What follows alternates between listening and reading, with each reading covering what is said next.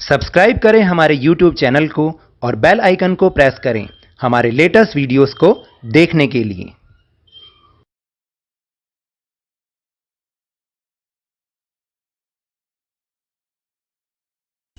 Hello and welcome to Lavneesh sir की class. आज की ये शिक्षा निदेशालय राष्ट्रीय राजधानी क्षेत्र दिल्ली की वर्कशीट नंबर 26 जो कि कक्षा छठी के विद्यार्थियों के लिए है। यह ली गई है गणित विषय से और आज हम जिस टॉपिक की चर्चा इस वर्कशीट में करेंगे, जिसको सीखेंगे, जिस टॉपिक को, वो है दशमलव संख्याओं को घटाना। याद है ना, पिछली वर्कशीट में हमने दशमलव संख्याओं को जोड़ना सीखा था और आज की वर्कशीट में उन्हें घटाना सीखेंगे। बिल्कुल वैसे ही, सिर्फ अंकों के नीचे अंक रखने हैं और दशमलव के नीचे दशमलव आना चाहिए। बाकी काम बहुत आसानी से हो जाएगा क्योंकि जैसे आप घटाते हैं नॉर्मल सामान्य संख्याओं को, वैसे ही इनको भी घटाना है। तो चलिए शुरुआत करते हैं मेरे साथ और समझने की कोशिश करते हैं। तो पहले एक उदाहरण दिया हुआ है, उसकी सहायता से हम थोड़ा सा समझते हैं। हरि और हिना उपहार खरीदने के लिए बाजार गए। हरि को उपहार खरीदने में 9 रुपये और 89 पैसे की छूट मिली और हिना को उपहार खरीदने में 10 रुपये 99 पैसे की छूट मिली। किसको अधिक छूट मिली और कितनी? तो देखो, अब हम कैसे पता लगाएंगे कि दोनों की छूट तो हमें दे रखी है, अब हमें बताना कि किसको छूट ज़्यादा मिली है। तो आप हमेशा ध्यान रखना, जब भी हमें कुछ ऐसा क्वेश्चन आता है कि किसको ज़्यादा मिला या कई बार लिखा होता है कि इतने में से इतना हुआ, तो ये सब चीज़ें जब होंगी हम हमेशा घटाएंगे। और हमेशा घटाने में ये देखा करो कि जो संख्या बड़ी है उसको हमेशा ऊपर की तरफ रखते हैं और जो संख्या छोटी होती है उसको हम नीचे की तरफ रखते हैं। तो ठीक है, अब चलिए देखते हैं। जाहिर है कि 10.99 बड़ा है 9.89 से, इसलिए हिना को अधिक छूट मिली है, ये तो देखने से पता चलता है। अब कितनी ज़्यादा मिली है वो हमें देखना है। तो देखिए, फिर हिना की छूट बराबर कितनी है? 10 रुपये 99 पैसे और हरि की छूट कितनी है? 9 रुपये 89 पैसे। इन दोनों को जब हम आपस में घटाएंगे तो देखिए, 9 में से 9 गया 0, 9 में से 8 गया 1, दशमलव के नीचे दशमलव, फिर 10 में से 9 गया 1, तो कितनी ज़्यादा छूट मिली? 1 रुपये 10 पैसे ज़्यादा छूट मिली। और ध्यान रखिएगा, जैसे मैंने आपको पिछली बार समझाया कि अगर मैं इसको दहाई, इकाई, दशांश और शतांश के रूप में लिखूं तो देखिए, जो दशमलव के जस्ट बाद वाला अंक होता है वो दशांश होता है और उसके बाद वाला शतांश, और उससे पहले तो आपको पता ही है इकाई, दहाई, सैकड़ा, हज़ार इस तरह से होते हैं। तो अगर मैं ऊपर वाली संख्या देखूं तो इसमें एक तो दहाई है, तभी 10 रुपये होना, एक दहाई का मतलब ही 10 रुपये होता है। 0 इकाई है, 9 दशांश है क्योंकि दशमलव के जस्ट बाद वाला है, और उसके बाद वाला शतांश 9 शतांश है। अगले वाले में देखो 9 इकाई है क्योंकि दहाई एक भी नहीं है उसमें, 9 इकाई है, दशांश 8 है और शतांश 9 है। और इसी तरह उत्तर में भी हमारे पास 1 इकाई आई, 1 दशांश और 0 शतांश। इस तरह से भी हम इसको लिख सकते हैं अलग अलग करके। तो चलिए अब आगे देखते हैं कि हमें क्या चीज़ें ध्यान में रखनी है घटाने के लिए। तो देखो, दशमलव को घटाने के लिए इन चरणों का पालन करें। जैसे पिछली बार हमने जोड़ने के लिए किया था, ऐसे ही अब की बार भी करेंगे। दोनों अंकों को एक के नीचे एक दशमलव बिंदुओं के साथ पंक्तिबद्ध लिखें, मतलब नंबर के नीचे नंबर, डिजिट के नीचे डिजिट आनी ही चाहिए। फिर शून्य लगाओ ताकि संख्या समान लंबाई में हो जाए। मैंने पिछली बार भी आपको समझाया था कि अगर दो संख्याएं ऐसी हैं, एक के दशमलव के बाद 2 अंक हैं और एक के दशमलव के बाद 1 ही अंक है, तो आप उसको पूरा करने के लिए 0 लगा सकते हैं। फिर हमेशा की तरह घटाएं।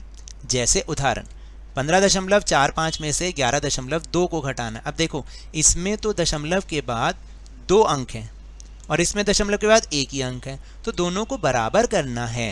पहले तो पंक्तिबद्ध करके लिख दो, जैसे लिखा हुआ है 15.45 और उसके नीचे 11.2। फिर क्या करेंगे? दोनों की लंबाई बराबर करनी है ना, दशमलव के बाद उतने ही अंक होने चाहिए। तो जब कुछ नहीं है तो हम यहाँ पर ऐसे 0 लगा देंगे, जैसे कि हमने यहाँ लगाया हुआ है। फिर तो हम इसको आसानी से घटा कर सकते हैं। तो फिर 5 में से 0 गया 5, 4 में से 2 गया 2 और 5 में से 1 गया 4। दशमलव के नीचे दशमलव लगाना मत भूलना। और 1 में से 1 गया 0, लिखने की कोई ज़रूरत नहीं है। तो अब हम करते हैं अपने अभ्यास के प्रश्न, तो इसलिए आप अपनी मैथ्स की कॉपी निकाल लीजिए। तो पहले सिंपल घटाओ, ठीक है।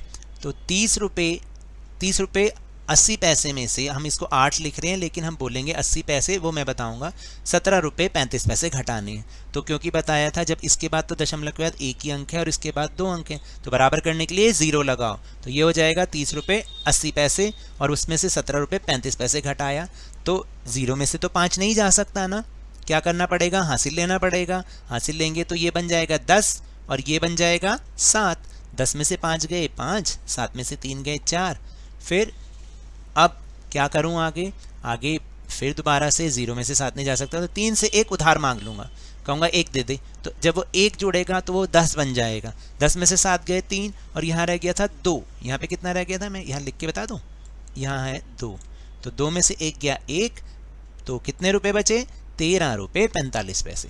अब 52.97 52.97 में से 11.7 को घटाना है। अब आप देखो इसमें ये फ्रॉम लिखा हुआ है, तो इसका मतलब है कि इसको इतने में से घटाना है। हमेशा बड़ी संख्या को, चाहे कुछ भी लिखो, बड़ी संख्या को हमेशा ऊपर रखना। तो 52.97 को ऊपर रखा, 11.7 है, इसको पूरा बनाने के लिए क्या करूँगा, 2 अंक बनाने के लिए 0 लगाऊंगा, तो 11.70 बन गया। 7 में से 0 गया 7, 9 में से 7 गए 2, दशमलव का दशमलव, 2 में से 1 गया 1, 5 में से 1 गया 4, उत्तर आया 41.27।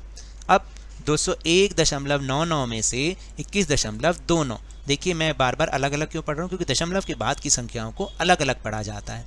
तो ऊपर रखी बड़ी संख्या, नीचे रखी छोटी संख्या। अंकों के नीचे अंक जरूर रखने हैं, इकाई के नीचे इकाई, दशांश के नीचे दशांश, शतांश के नीचे शतांश, ऐसे ही।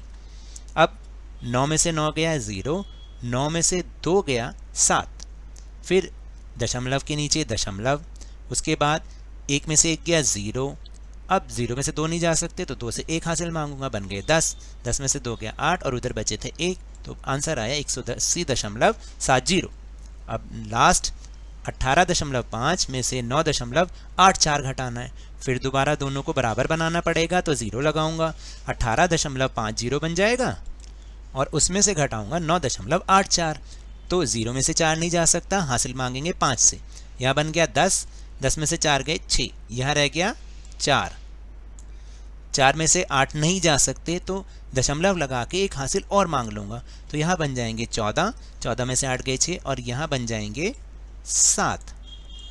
दिख नहीं रहा ना, ये रहा 7, तो 7 में से 9 नहीं जा सकते, तो 17, 17 में से 9 गए 8, उत्तर बचा 8.66। तो अब है प्रश्न नंबर 2। सलोनी ने 5.5 किलोग्राम 5.5 किलोग्राम चीनी खरीदी।